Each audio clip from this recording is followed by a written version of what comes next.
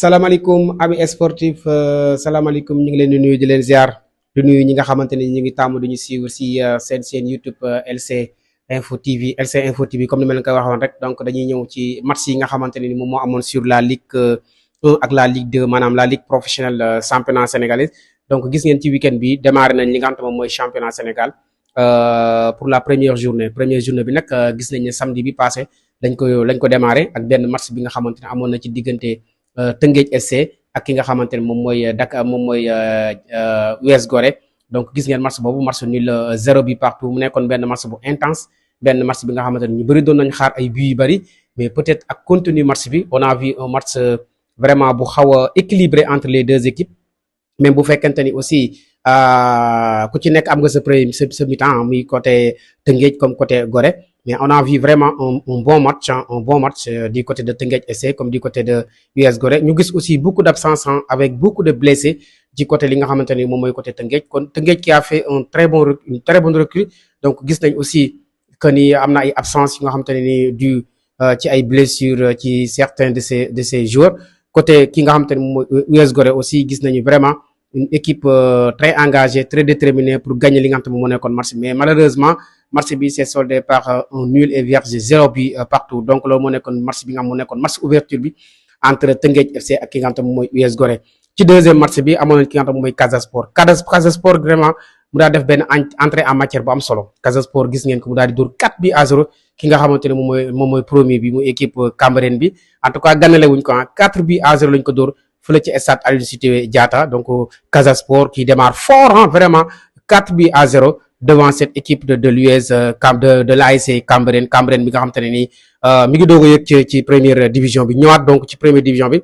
donc premier match dañ ko dóor 4 buts à 0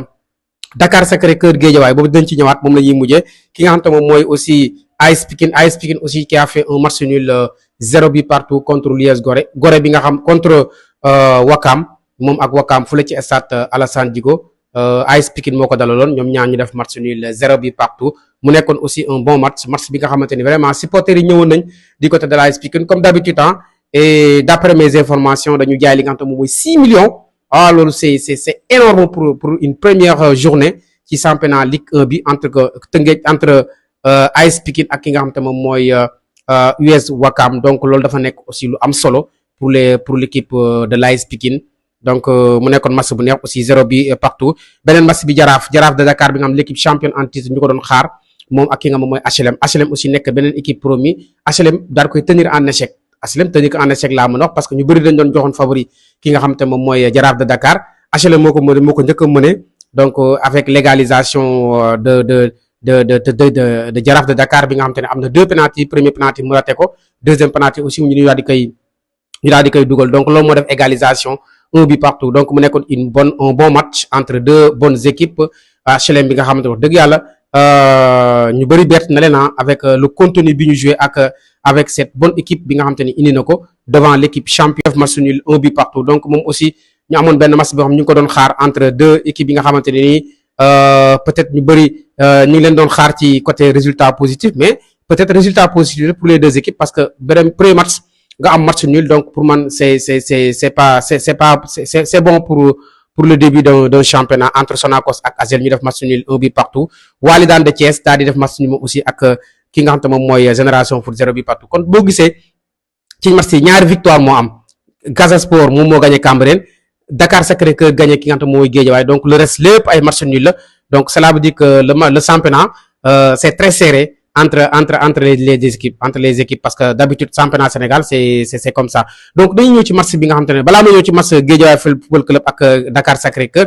dañuy ñëw ci résultat wu Ligue 2 yi gis nañu SMI 1 but partout la def moom ak AS Kaffrine Thiès FC daal di gagné ki nga xamante moom mooy Teranga FC Teranga ma fàttali leen Teranga FC moom moo nekkoon ki nga xamante moom mooy Lusitana ñu daal di changer seen tur tudd Teranga donc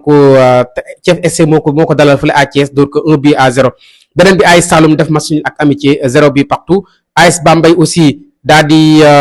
def match nul aussi ak Duc 1 but partout donc Port aussi def match nul ak Jambar 1 but partout Guelwaar aussi daal di def match nul 0 but partout moom ak Douane NGB ñaari tali daal di gagné ki nga xamante ne moom mooy Jamono Fatick 2 buts à 1 match nul aussi entre Oslo ak Jambour donc pour vous dire que ni championnat Sénégal boo xoolee Ligue 1 bi ak Ligue 2 y a beaucoup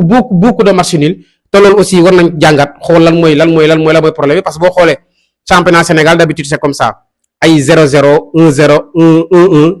rek ngay gis voilà boo xoolee match nul yi bari na trop Ligue 1 ak Ligue 2 mën nañ constater que ni boo xoolee ñetti victoire moom moo am ñaar ci Ligue 1 bi ak benn ci Ligue 2 bi donc cela veut dire que championnat Sénégal vraiment c'est catastrophique. donc bu ñëwee ci match bi ñuy décortiquer mu nekk match Guédiawaye FC ak ki nga xam mooy Dakar Sacré-Cœur wala Dakar Sacré-Cœur Guédiawaye FC dafa defoon déplacement ci dimanche bi dem fële ci stade bu nga xam te mooy stade Yoff kii nga xamante moom mooy Dakar Sacré-Cœur moo ko fa dalal Dakar Sacré-Cœur dóor ko 3-1 mu nekkoon match bi nga xamante ne wax dëgg yàlla du woon match référence pour man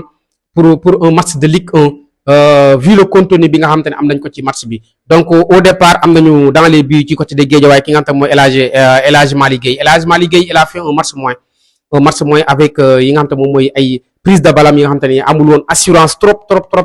ak beaucoup de perte balle boo xoolee génn yi aussi dafa doon tardé ci sortie de balle yi en tout cas c'était un El Hadji Malick vraiment moins ci li nga xamante moom lañ doon xaar boo xoolee au niveau de la défense loolu moo nekkoon le véritable problème de cette équipe de Guédiawaye moo nekkoon au niveau de la défense dans l'axe Saliou moo fa nekk Saliou Diamé bi nga xam te l'année dernière moo fa nekkoon ak accompagné di nga xam ne moom mooy Gabriel gis ngeen ko aussi def na match bi nga xam te ne aussi match bu moyen par rapport ak liñ ko doon xaar en tout cas mu nekkoon équipe bi nga xam te ne gis nañu seen problème lépp c'est au niveau de la défense surtout au niveau des arrière droit bi ñu am que Mamadou Thiaw ak ki nga xam te ne arrière gauche Kader Gaye donc boo xoolee seen quatre défense yi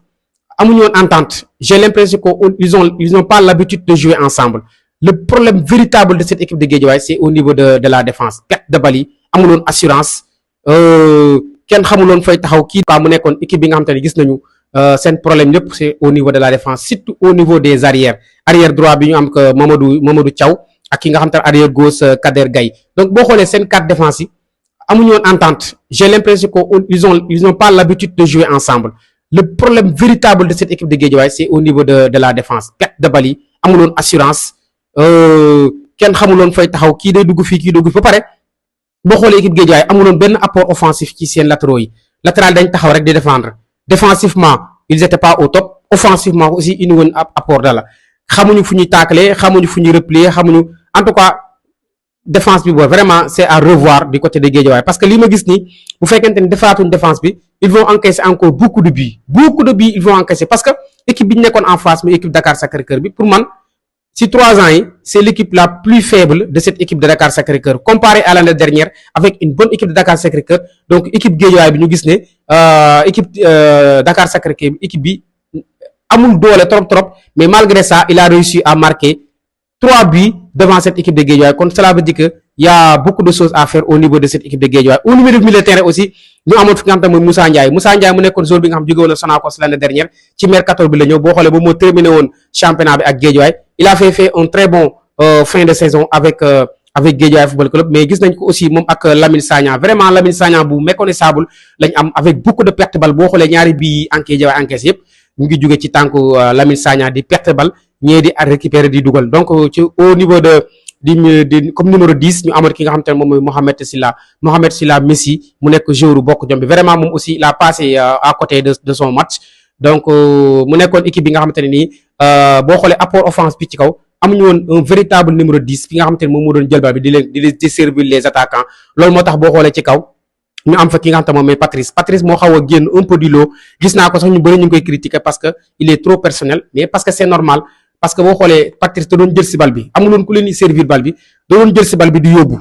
donc c'est normal aussi buy jël si bal bi di yóbbu il faut mu dribbler loolu moo tax ñu naan il est trop personnel mais gis naa ni peut-être amul woon un véritable numéro 10 bi nga xamante ne ñoom dañuy taxaw ñu leen servir les ballons loolu dafa xawoon manqué ci li nga xamante moom mooy ci première période bi moo xooloo ci première période bi boo xoolee ci deuxième période bi nga xamante ne nii Mohamed Silla di Messi génn na remplacé par Degué au moins on a vu que ni Degué peut-être am na benn apport bu mu indi tuuti ci côté offensif bi permettre na ki nga xamante moom mooy Patrice ak ki nga xamante ne moom mooy Bekay dañu taxaw pour indi li nga xamante moom mooy xaar bal bi nga xamante ne ñu indi leen ko donc amoon na tuuti changement ci deuxième mi-temps bi ñu aussi ci attaquant pointe Abdou Manga aussi il a fait un bon match avec un très joli bi nga xamante dugal na ko Patrice Bass aussi il était dans son match boo xoolee kon ci les 11 de départ bon pour man moo doon noté damay jël Mohamed Patrice Bass ak ki nga xamante moom mooy Abdou Manga ñoom ñoo génn ci loolu mais tout le monde est passé à côté le gardien de but à côté la défense vraiment équipe bu Guédiawaye wax dëgg yàlla ba bëggee dégg-dégg il faut ñu changer ko bu baax a baax surtout au niveau de la défense ak milieu amul woon transition milieu attaque loolu moo doon problème bi sérieux boo xoolee défense bi dañ doon jël suñuy milieu bu ñu jëlee bal bi au lieu ñu jox ko suñuy milieu terrain mais dañuy jël chercher rapidement li nga xam te moom mooy suñu attaquant yi te loolu aussi daal woon balance ak milieu amul woon transition milieu attaque loolu moo doon problème bi sérieux boo xoolee défense bi dañ doon jël suñuy milieu bu ñu jëlee bal bi au lieu ñu jox ko suñuy milieu terrain mais dañuy jël chercher rapidement li nga xam te moom mooy suñu attaquant yi te loolu aussi daal woon baax parce que boo xoolee Guédiawaye à chaque fois bu ñu yoree bal da ngay gis ne Dakar Sacré-Cœur dañuy nekk en 4 défense 2 milieu terrain ak 4 attaquants ci kaw maanaam en 4-2-4 la ñuy défendre loolu mooy tax boo xoolee dañuy bloquer suñu xam te ne moom mooy suñu côté suñu arrière yi duñ mën a yéeg duñ mën a dem ba pare am ñaari yoo xam dañuy pressing ci kaw loolu moo waral ñun à chaque fois bu Gabriel ak ki nga xamante ne moom mooy Saliou suñu ñaari ak central yi bu ñu yoree bal automatiquement dañuy def relance chercher ki nga xamante ne moom mooy Abdou Manga wala ñu chercher Patrick ak ki nga xamante ne moom mooy Bekar sur le côté gauche donc mu nekkoon match bi nga xamante ne wax dëgg yàlla dans l'ensemble c'était un match moyen un match très faible par rapport à cette équipe de Guédiawaye mais nag ils ont eu beaucoup d'occasions du match bi nga xamante ni Guédiawaye mérité woon na pour perdre ko du match bi nga xamante ni Guédiawaye mérité woon na pour perdre match bi vu le contenu du match ak occasion yi nga xamante ni Guédiawaye parce que mën naa ni Dakar Sacré-Cœur li Guédiawaye raté la dugal li Guédiawaye raté la dugal Guédiawaye am na fa beaucoup d'occasions de but bali di dal si poto yi góol bi di génne mais ay balle de but yoo xamante ni Guédiawaye dafa même surtout ballu Dégé bi nga xamante ni peut-être mënoon na nekk le tournant du match bu ko dugal rek match bi complètement dafay changer et Dégé aussi daal di koy raté donc ils ont raté beaucoup d'occasions de but et malgré ça Dakar Sacré-Cœur géré nañ seen match avec des sorties de balles très propres donc sonn ñu tactiquement am nañu une bonne occupation du terrain et finalement ils ont réussi à marquer 3 buts yoo xamante ni facilement lañ ko dugale yoo xamante ni sonn ñu ci def ñu dara Guédiawaye perte na ay balles raté na ay balles ñoom ñu récupérer dugal loolu mooy résumé match bi Guédiawaye a raté beaucoup d'occasions et Dakar Sacré-Cœur en profite pour marquer des 3 buts ñee li ñu raté loolu la Dakar Sacré-Cœur dugal moo tax aussi équipe Dakar Sacré-Cœur bi bu yóbboo ñu def attention parce que match bi ma gis du match bi nga xamante ne mën lañ leen ko tester contre Guédiawaye parce que on avait une équipe de Guédiawaye très faible derrière surtout au niveau de la défense donc loolu la ñu war a mën a rectifier donc loolu moo nekkoon match bi nga xamante ne mën naa ko wax ci résumé que match la bi nga xamante ne du woon match référence pour une équipe de Ligue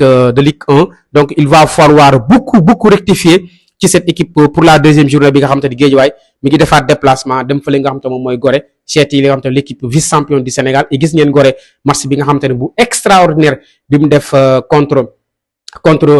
Teungueth FC donc Guédiawaye il a un gros match pour la deuxième journée et yaakaar naa ne aussi avant boobu le coach Aline Mbaye dina rectifier la défense liggéey sur la transition des balles transition rapide ainsi de suite et c'est ce qu'on attend pour ces supporters et en tout cas di wax bravo à tous les supporters de Guédiawaye Football Club dirigé par le président Bobé il a fait un excellent boulot mobilisé na une forte mobilisation tey da nga naan sax Dakar Guédiawaye moom moo recevoir